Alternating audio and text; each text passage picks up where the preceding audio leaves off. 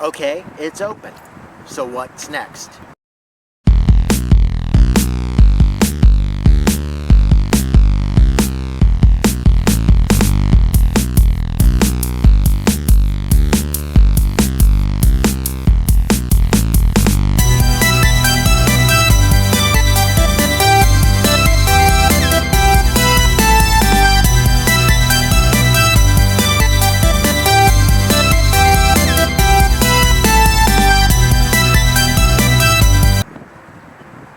Hey everyone, I'm Jeremy Moses. Welcome to the final, for now, installment of Rapid BRT from concept to reality.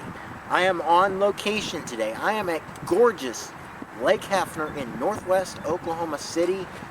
I am basically out by the lighthouse here at the lake, and this is one of the places you can go near the Rapid line. This is a gorgeous lake, and it's really not been very accessible by bus until now, and now it is. And the Rapid line opened this week, so what we're going to do today in this final, again for now, installment of Rapid BRT from concept to reality, we're going to take you down the entire line, starting from out here on the northwest side at Lake Hefner. We're going to go all the way to the transit center downtown.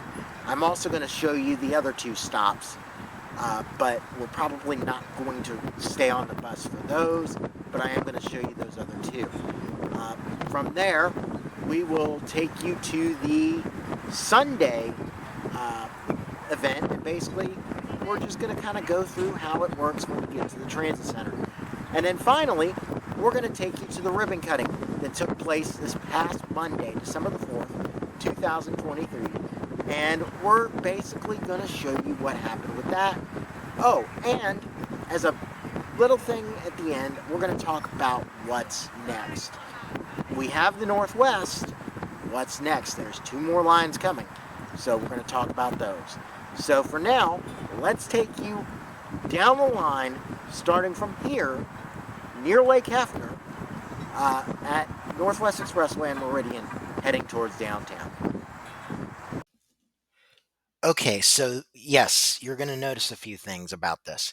First off, there is a gap from Independence and Northwest 56th to May and Northwest Expressway, and the reason there's a gap there is because, well, we had a detour because of some work that was going on at Independence and Northwest Expressway. Second, you'll notice I'm facing backwards. That's by design. I'm using the Q straint system, so I'm looking out the back of the bus and looking backwards down the route. Third, you're also going to notice that we started from Portland and 56th.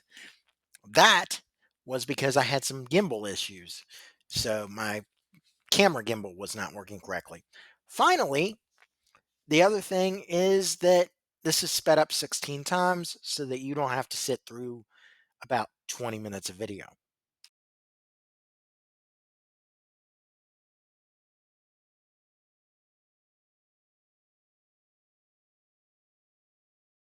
So now we are downtown, and we are across the street from the main transit center here for Embark. And this is where the Rapid also stops, and it connects to the wider Embark network. The far side of the Embark platform, or the Rapid platform, I should say, that is for the outbound buses, the buses going out to Northwest Expressway and Meridian. The closer side, the street side, that is for your inbound buses. That is for buses that are also about to execute the downtown loop. Now, what is the downtown loop? Great question. The downtown loop goes from here, from the transit center, turns left on Northwest 4th, left on Northwest 4th, right on Broadway, right on Main, right on Robinson, right on Robinson, and then comes back up to Northwest 4th, left on 4th, and then comes back into the TC to serve the outbound platform. And this happens every 12 to 15 minutes on the average. Now, the wider bus network has had some changes as well. What are those changes? Well, those changes include streamlining of the 24 to use one route in and out of downtown using North 13th, North Kelly, North 10th, and Lincoln. Okay, so it'll do that. The other changes are the merger of the 3 and the 5, which is basically taking the 3, what used to be the 3, combining it with the northern half of what used to be the 5, because the southern half of the 5 is now on the Rapid line, and therefore it eliminates some redundancy. And then the Route 8 has also been changed, and it will use Northwest. It will go out to Northwest Expressway and Council. So that's basically the changes to the wider network. Every bus has changed bay assignments here. They no longer use the interior bays. They use only the outer bays around the transit center. So I'm not really sure what they're going to do with the interior bays. They may just decommission those. I'm not sure. But regardless, every bus stops at basically one of these outer bays, and that took effect on December the 3rd. So, yeah, it's been a crazy couple of weeks for my friends at Embark, but I'm glad they got it done, and most importantly, I have rode the Rapid, as you're about to see, and the Rapid is amazing. And I would encourage anybody in Oklahoma City to do the same thing. You've got a little bit of time still. The Rapid is free until December 31st. So I encourage you to get out there and try it. And the wider bus network is still free until the 16th.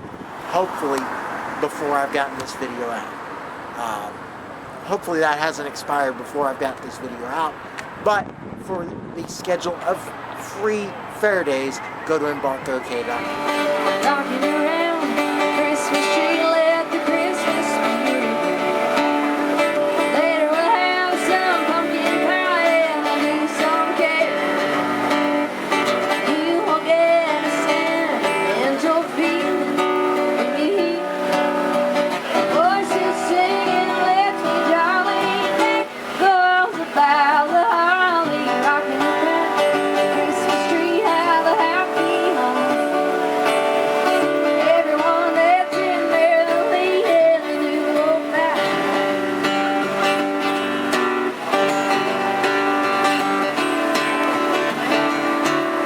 It's a 9.5 mile each way route from downtown up Classen Boulevard and the Northwest Expressway to Meridian. The route includes 32 platforms like the one behind me with level boarding and ticket kiosks. Rapid uses TSP, which is transit signal priority, on 38 intersections along the route, enabling our 9 Rapid buses to maintain a 12 to 15 minute arrival time during peak periods for service to our riders. Our 9 Rapid vehicles are special. You see them here today. Their distinctive color and first-class amenities, such as upgraded seats, Wi-Fi, and built-in charging stations for a higher standard of service for our riders. And most important, the Rapid Northwest line connects with Embark's larger transit system, our Oklahoma City streetcar, and our Spokies rideshare. So a common question throughout this project has been why the Northwest Corridor was selected first, and the answer is simple. Classen Northwest Expressway Corridor has a very high population and employment density within Oklahoma City. 20% of the region's jobs are within a half mile of the Rapid Northwest line, and within that area, Rapid Northwest reaches 40,000 residents and 91,000 jobs in the local workforce. Our hope is that every family along the line will give Rapid Northwest a try in the coming weeks, and to enhance that, Embark has made December, the entire month of December, a fare-free period to give it a try. So we encourage everyone to give Oklahoma City's first BRT, the Rapid Northwest, a test drive. You know, investments in transit are vital to maintaining a healthy and vibrant community. Where transit goes, opportunity follows. Transit projects are most successful when they're part of a larger vision for sustainable development and community building, and I can see that happening in Oklahoma City. This is just the first of many improvements to public transit you're going to see in Oklahoma City in the coming years, and I'm excited to be here to be part of it. And I know transit riders will be overjoyed as well. This new service will impress existing riders and entice new ones with more frequent service, new shelters and sidewalks, and level boarding for all to make getting on and off the bus faster, easier, and safer. This is one of the things I really love about my job. I get the opportunity to celebrate transformative projects like this that jump from the planning pages into new anchors in the community, providing access to jobs, medical facilities, and even a friend's house. I'm already looking forward to seeing what's next for transit in Oklahoma City as we work to award additional funding to support ongoing planning and project implementation efforts in the area. And then the final element was what we are celebrating today. And this was, again, all proposed in 2005. We as a community have methodically worked through that plan ever since. And that fourth element was bus rapid transit. It's obviously a lot more affordable to do this than to build rail up and down Northwest Expressway and Classen. But we think that we can provide an experience that rivals that in many ways at a much lesser cost. And it's proven to be, BRT has proven to be very popular around the United States. And we're obviously hoping to replicate that popularity and that success here. But all of these things work together, but they take a long time. And it is often the case at these events, and if you've been to a few of these, you've heard me say this before, it takes persistence and patience to see these things through. But if you will exercise those qualities, you can look back over what seems like incremental change at the time and see revolutionary change over 2 decades. And that's certainly what we have seen with transit in Oklahoma City. More has happened since that fixed guideway study of 2005 in these last 2 decades than the previous 70 years before. And so, Ward 2. It is the honor of my life to help bring this service to our ward. Once upon a time, Northwest 18th Street was as far as the city of Oklahoma City went. Everything north of these roads here was country. It was farmland. And the only way that developers could convince people to live north of Northwest 18th Street was to do the following.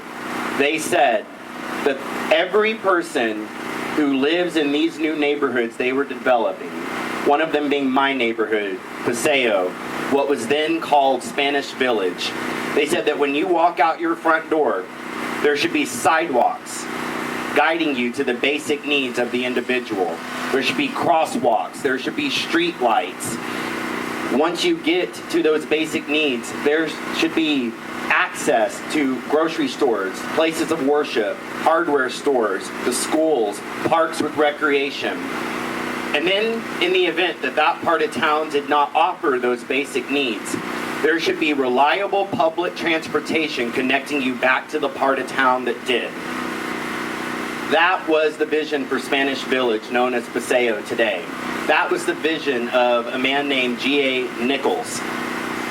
The public transportation, though private at the time, that was Anton Classen and John Chartel. They built that, and it was right here where this BRT today travels.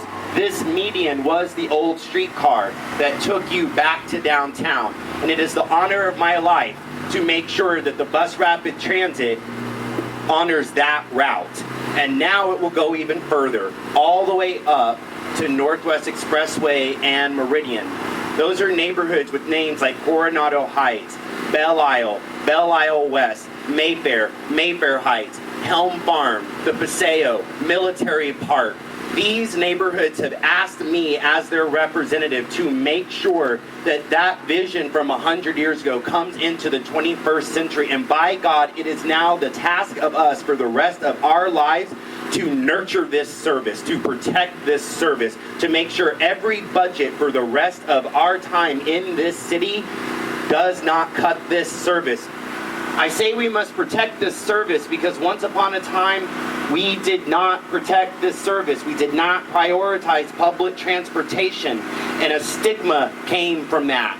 A stigma decades old, rooted in racism, rooted in bigotry, rooted in discrimination, rooted in the belief that some people are less than.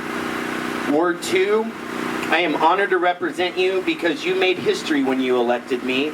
Once upon a time, these neighborhoods, when they built them, said that someone like me could not own a home in these neighborhoods. Someone who was Jewish could not live in those neighborhoods. Someone who was brown could not own a home in those neighborhoods. And then they made history by electing me as the first biracial black person to ever represent a ward outside of Ward 7 where the Honorable Nikki Nice represents. So yeah, I'll take a little bit of time today because today is historic Ward 2 and we are about to connect to Ward 6 in ways we never have before. But I do want to just build on what Councilman Cooper spoke to about that stigma. The stigma of riding the bus, relying on the bus, and I am excited for the improvements that bus rapid transportation brings to Oklahoma City and to people who might not typically have relied on the bus. But I do want to really just extend great gratitude to Embark staff, Jason, Kristen, Jesse, everyone who has taken my calls and text messages and emails when I've said, hey, this is how construction is making it harder for bus users right now. Here's what can we do to make sure that we're communicating bus closures and those disruptions. And the way that they have prioritized people who rely on their services is incredibly commendable. And I just want to give them a hand, and if everyone can join me. And I'd like to extend my appreciation to all of you who have joined us today, and I welcome you to Ward 6. We're kind of on the northern end of the ward, and just excited that so much of this BRT line touches Ward 6. It is well known that I am an advocate for and user of public transportation almost daily, mostly just not the weekends because I'm going to stay home. And so I know the transformative power of how having access to reliable transit impacts my life on a day-to-day basis. When I first moved here, the bus didn't run on Sundays. Okay, so now we've gone through everything. We've shown you the Sunday launch day. We've shown you Monday, the ribbon cutting. We've shown you the line. What's coming next? Well, what's next is going to be 2 more lines. That's right, there are 2. One is going to go out to the northeast side of Oklahoma City. You're talking places like Remington Park, the northeast quadrant basically of OKC, Prospect Avenue, roughly. You're talking about MOK. You're talking about going out to roughly well, you're talking about going past OU Hospital. You're talking about all of that on the northeast line. And then there's the south line. And there's a little discussion going on. I've had some conversations with a couple members of Oklahoma City City Council. And they tell me that they're not exactly thrilled with what's planned with the south line right now. They feel it doesn't go far enough. For now, it's only going to go to about OCCC, maybe a little further than that, down to about Southwest 89th Street. And they're not really thrilled with it stopping there. They'd like to see it go a little further. So for now, that's where it's going. All of the details on the northeast and south lines are at maps4brt.com. The details on the current line, the rapid, can be found at embarkok.com and look for the rapid tab. But yeah, so Northwest Rapid is launched, the OKC Moves service changes have launched, and I think you're going to be really excited. I know I am. I'm thrilled. I actually did a small interview with KGOU FM out of Norman this week at the ribbon cutting, and basically told them why I'm excited about the Northwest line. And so, yeah. So for now, that is the final installment of Rapid BRT from concept to reality. My name is Jeremy Moses. Thank you for watching. Thank you for listening. If you're just following this series, I'll see you maybe next year, probably next year, as we talk about the Northeast and South lines. Otherwise, I'll probably do a video over Christmas. So I hope to see you right back here in the very near future. Take care, everybody.